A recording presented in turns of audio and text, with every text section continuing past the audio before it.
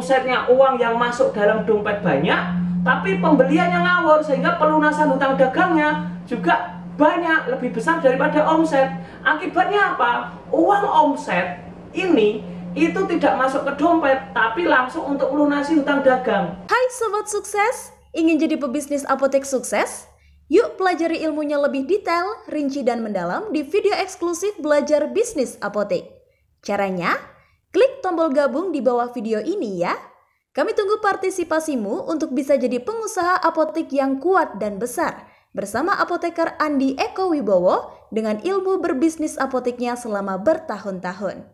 Yeay, kita akan bahas tentang pertanyaan kedua. Pertanyaan kedua kali ini kita akan lihat dari siapakah dia. Pertanyaan kedua adalah dari Mbak Maya Rita. Pertanyaannya adalah, bagaimana cara mengatur pengadaan barang di apotek untuk mengimbangi biaya operasional per bulan? Nah, teman-teman semua, sobat sukses bisnis apotek, akan saya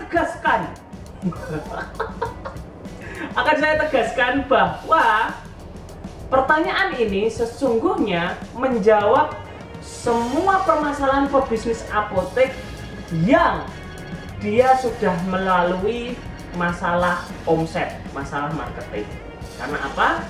Permasalahan pebisnis apotek itu sesungguhnya permasalahan yang setelah marketing omsetnya bagus, omset sudah mulai titik BEP, break even point-nya, kemudian menjadi net profit, keuntungan terus. Itu masalah yang kedua yang harus dia selesaikan adalah masalah purchasing. Apa? Purchasing atau masalah order inventory-nya. Dan pertanyaan ini saya akan menjawab pertanyaan ini gitu. Bagaimana cara mengatur pengadaan barang di apotek untuk mengimbangi biaya operasional per bulan? Maka sesungguhnya pertanyaan ini kalau untuk mengimbangi biaya operasional per bulan itu harusnya omset gitu kan, bukan pengadaan barang itu. Tapi saya menduga-duga Mbak Maya Rita ini punya masalah di omsetnya makin naik, tapi uang cashnya nggak ada, sehingga dia menganggap dia terasa di biaya operasional gitu. Jadi gini teman-teman, kalau omset teman-teman udah bagus, purchasing Anda nggak bagus, omsetnya makin naik, tapi pembelian Anda ngawur, itu yang terjadi adalah pembeliannya ngawur, pembeliannya selalu melebihi omset.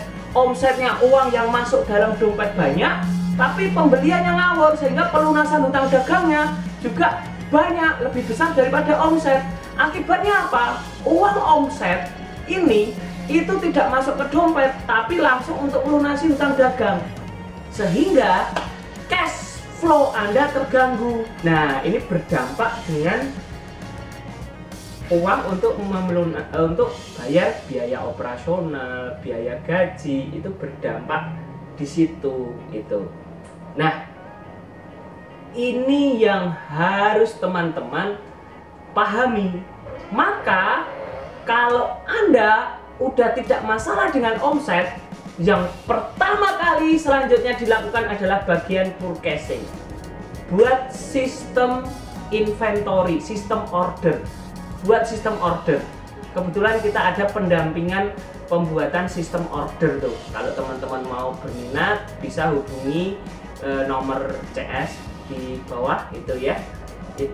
Nah itu sistem order yang membuat stok minimal dan stok maksimal dengan penjualan 3 bulan tuh. Laporan penjualannya selama 3 bulan terekod dalam software itu. Nah, maka Anda bisa membuat sistem order yang sangat bagus untuk cash Anda. Maka Anda bisa efisien cash, bisa mengimbangi omset yang ada di apotek dan tidak ada barang berhenti.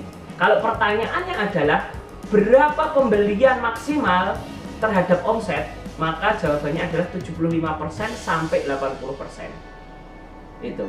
Berapa persediaan yang nilai rupiahnya itu terhadap omset berapa? Maka persediaannya itu mungkin 80% lah, 80% dibandingkan omset. Dicatat ya itu ya. Itu. Nah, maka persediaan ini sangat penting untuk teman-teman tidak kehabisan uang cash, sehingga uang cash teman-teman itu bisa digunakan untuk melunasi biaya operasional. Loh, bagaimana Pak forecasting yang bagus? Forecasting yang bagus itu ada teorinya tuh. Kalau teorinya mudah, teorinya itu adalah pakai stok minimal dan stok maksimal. Misalnya gini aja deh, kalau amoxicillin tuh, amoxicillin selama 3 bulan Anda ordernya adalah 90 box, maka perharinya Anda pasti tahu dong rata-rata penjualannya berapa? 90 box dibagi 90, ya kan? 3 bulan kan 90 hari, maka per hari Anda laku 1 box, ya kan? 1 box itu ada 100 tablet, maka penjualan rata-rata per hari itu ada 100 tablet. Kalau Anda itu harusnya stok minimal kapan Anda order, stok minimal ini yang digunakan untuk kapan Anda itu harus order. Stok minimal itu misalnya 7 hari gitu. Stok minimal 7 hari, maka kalau stoknya berarti stok minimal 7 hari berapa? 7 hari dikali 1 box tadi, kan rata-rata penjualan per box 1, berarti ada 7 box. Kalau di apotek Anda ada 8 box, berarti Anda belum order. Tapi kalau di apotek Anda ada 6 box, berarti Anda harus sudah order karena di bawah stok minimal. Ya, berarti stok minimal ini indikator untuk teman-teman order. Terus jumlahnya berapa banyak ordernya? Maka menggunakan indikator stok maksimal. Berapa stok maksimalnya? Maka stok maksimal itu adalah tidak boleh lebih dari jatuh tempo pelunasan hutang. Kalau jatuh tempo pelunasan hutangnya 1 bulan, berarti 30 hari, maka stok maksimal yang maksimal itu adalah 30 hari. Kalau jatuh temponya 21 hari, maka stok maksimalnya adalah 21 hari. Maka stok maksimal itu kalau 30 hari, maka stok maksimalnya adalah 30 kali 1 box tadi, 30 box. Nah, ordernya gimana? Kalau stok di apotek itu 5 box, sementara stok minimalnya 7 box, maka kan itu indikator order tuh.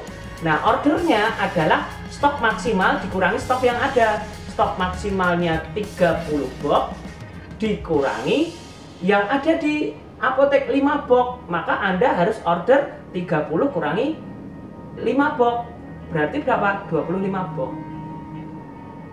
Itu stok maksimal. Loh, Pak, stok maksimalnya gimana Pak? Boleh nggak stok maksimalnya 20 hari? Boleh aja, asal tidak melebihi dari stok pelunasan hutang. Loh, kenapa Pak? Kok bisa kayak gitu? Kita ikuti di materi cash game. Apa itu materi cash game? Ikuti di video selanjutnya. Yeay! Terima kasih telah menonton videonya. Jangan lupa klik tombol like apabila Anda menyukai konten semacam ini, share ke seluruh teman-teman Anda, dan subscribe channel ini untuk dapat menonton berbagai konten yang mengupas tuntas tentang bisnis apotek. Salam sukses!